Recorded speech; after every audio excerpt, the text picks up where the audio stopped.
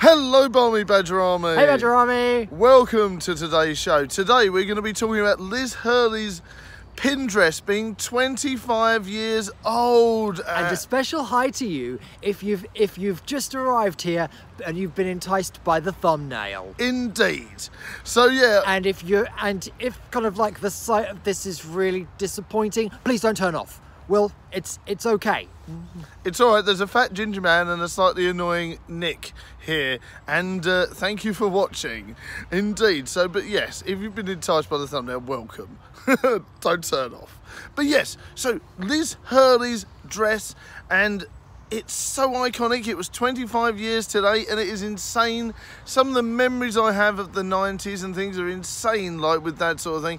And like we're going to go and talk about quick, we're going to talk about the pop culture that revolved around this pin dress and how exciting that was. Do you think the 90s was quite out there but tame at the same time, Nick? Obviously, because this dress really wowed everyone. And nowadays, I think, you know, it's a nice dress, but I don't think it would cause the amount of uproar if she wore it now, which obviously she has done, and it looks fantastic on her now, where they've literally just gone and redid it. But my point is, what would it be like now if that pin dress was just worn now, Nick? What do you think? Well, since then we've had Lady Gaga turning up at I was gonna, yes, exactly. I mean, the thing dressed is, in bacon. Yeah, 1994. So this was like before the Spice Girls. Most definitely. You know, before that whole movement, really. Exactly. So, yeah. You know, it would have. So at the time, it really would have, you know, turned a lot of heads. Because a lot of the time, obviously, I'm guessing with the red carpet then, it was very sort of like nice, elegant clothes, and the fact that she came in with a dress that had safety pins on, and it was a bit wowing really for everyone, you know. It's like, is that thing even going to stay together all night? Exactly. I think they were really shocked at that, you know.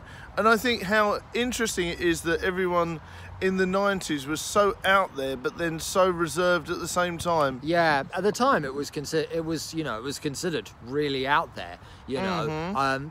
The 90s was really the decade when a lot of popular culture as it is now, yes, really started to take shape.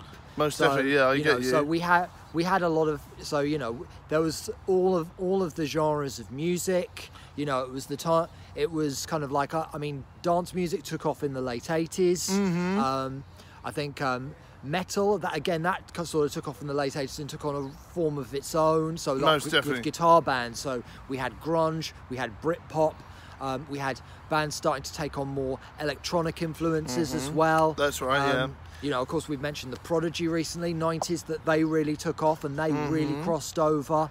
And there was so much of that, you know, and also with TV as well, you know. Later on, this was when The Simpsons was taking off. That's right. Later in the decade, we had Family Guy and South Park taking off, you know, and there was so much then that, you know, that no one had really, that it was just like a whole new world for people. That's right. And, you know, we were talking about Toy Story last week, you know, the first computer animated cartoon as well. Well, maybe not the first, but maybe one of the first in that to, you know, take off in the way it did. So yeah, there was, and I suppose in many ways this kind of like 90s British culture, you know, and elegance. It was definitely elegance, yes.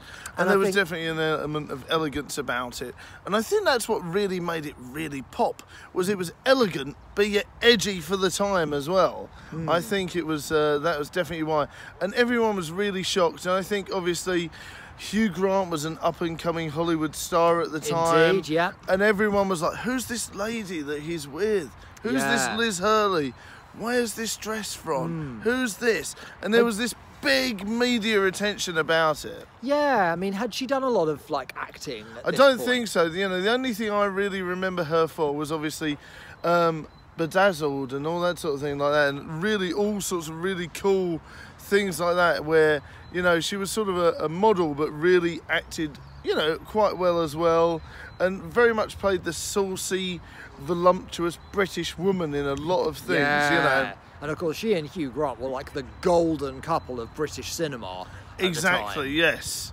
Exactly, and I think that definitely brought her in to the media spotlight, and all that sort of thing was really fun, you know. Yeah, and of course, you know, this was around the time of Four Weddings and a Funeral coming out. Most as well, definitely, yes, exactly. Premieres. Yeah, you know, and that was one of the biggest films of the 90s. Yes, indeed. You know, yeah. Which they recently did a sequel to on Comic Relief, I believe. Well, that wasn't Love Actually, was it? No, it was actually. It was actually did. They actually did one for Weddings and Funeral. Yeah, actually, they actually I sort did of vaguely remember that. Vaguely. Yeah, it was the other week.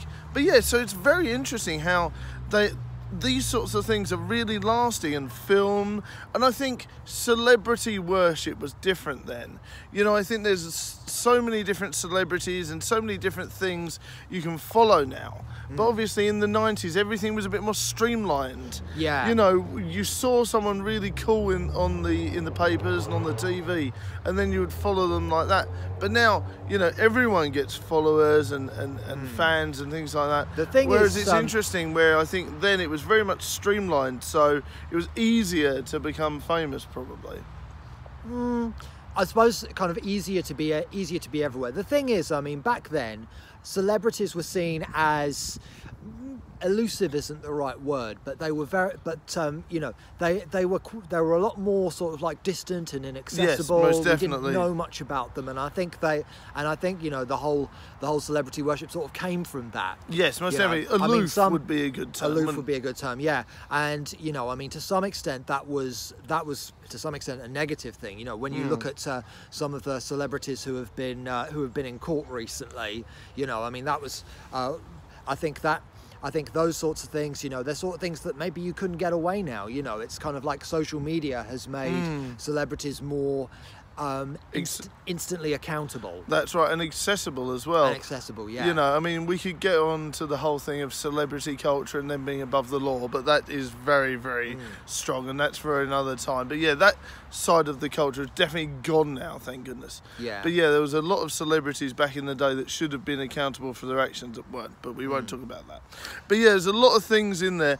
And so, Nick, do you think the time has flown by, the 25 years, going on to that? So, like we were saying, Lady Gaga, things like that. Do you think Liz Hurley's dress and how out there it was, but yet conservative, led for a trailblazer? And it made people think, you know, can we change fashion a bit? It must have, do you feel? I imagine it probably did, you know. I mean, it's the thing is with a lot of these is that it's a lot of the time it's several things at once that sort of evolve. But I think that was probably one of that was probably one of those moments when, you know, where that you know, in many ways it was quite a turning point. There's quite a few turning points, but yeah, there's just so many of them now. And you know, to be honest with you, it kind of feels like we've sort of gone back a bit from there, because, you know, we've got people you know, I think dresses at big events, they don't make the headlines in the same way no, they they don't. to. And that's what I was saying about how it was perhaps easier for her to get the media coverage now. And I think if she'd have maybe worn the same dress now, I don't think it would have had the same social impact. No. So I'm thinking, you know, perhaps she was definitely a trailblazer for modern fashion in that aspect, because I do feel that nowadays everyone would be like, oh, that's a nice dress. But it wouldn't make the media attention, because not everything's instantly accessible. Not for positive reasons, anyway. Most definitely, yeah. But everything is like positively, you know, charged. You can access information from everywhere. But like I was saying, if you made the headlines in the Sun in the 90s, you know, you'd be everywhere. You know, it's not like, oh yeah, it's online sort of thing and everyone can access it. Yeah. If they had like a story exclusive, you know, you would have to buy that paper for that exclusive. Yeah. Do you know what I'm saying? So it's like the media attention. Latched onto it, yeah. Most definitely. So it's like the media attention was there, and it was stronger, and the pull for that was there. You know, back in the day, we didn't have things like Digital Spy or BBC One News or anything like that online, where it's like instantly be able to access stuff.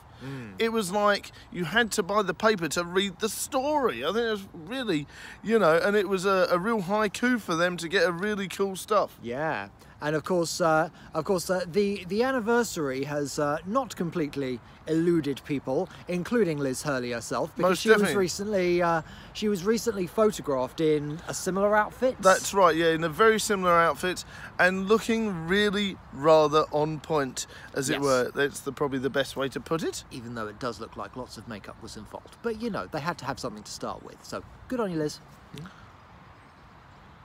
But yes, I think she looked gorgeous, and I was really proud of her to be able to don the dress. Indeed. Now, honestly, proud of her to show off that she could still make it. Indeed. Fantastic. Although she did look a bit she didn't look like nothing like we remember her. Most definitely. I mean, if you haven't followed Liz Hurley, and then all of a sudden you look at the first and then the second one, there is obviously going to be a stark difference. It's 25 years. But yeah, obviously, you know, if you've followed her career, like me, then you would know, obviously, the different changes that she looks like. Indeed. So thank you very much for watching, everyone. And it's been great to have you here. Thank you very much, Nick, for enjoying the show, as by Pleasure, usual. as always. And a big shout out to everyone that sponsors and helps the show. And I hope you guys enjoyed the show. And let me know what you think in the comments, and tell us a little bit about your thoughts on what's happened in the last 25 years in the comments below. Because I tell you what, it's been a wild ride. I'll see you next time, guys. Bye. Thanks for watching, and may all your safety pins stay in place. If not, you might get poked. See you later. Bye.